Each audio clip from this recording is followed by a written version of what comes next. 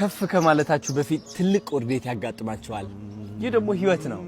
የሆስፒታል አልጋ ላይ ሆነን ያቺ ፒፕ ፒፕ የምትል ድምጽ ስትሰካልን ማለት ነው እንደዚህ ነው የምትንቀሳቀሰው የልብ ምታችን ማለት ነው። እንደዚህ ቀጥ ካለች ሞተላል ማለት ነው። አያችሁ ይህ የህይወት ህግ ይባላል። ሁሌም ከፍ እንላለን ዝቅ እንላለን። መዋረድን ደግሞ ከፍታን ያመጣል። ማወቅ ያለባችሁ ነገር ብዙዎቻችን መዋረድን እንፈራለን፣ ክብራችንን እንጠብቃለን። ይህ ደግሞ ከነጻነትና ከአዲሱ ማንነታችን ያስረናል። ስለዚህ መዋረድን አትፍሩ። መሰገጥ ማለት ምንድነው?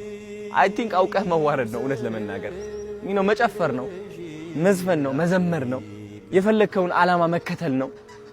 ሰዎችን አለመስማት ነው። ምክንያቱም ከፍ ለማለት ስትቃረብ ሰዎች ዝቅ ያደርጉሃል። እግዚአብሔር ሊባርክህ ሲቃረብ ፈተና ይበዛብሃል፣ ችግር ይበዛብሃል፣ መከራ ይበዛብሃል፣ መዋረድን ያጋጥመሃል። ግን የእናንተ መዋረድ አይታችሁ ከፍታችሁን እንዳትረሱ። ሁሌም ልባችሁ ውስጥ ከፍታ ይኑር።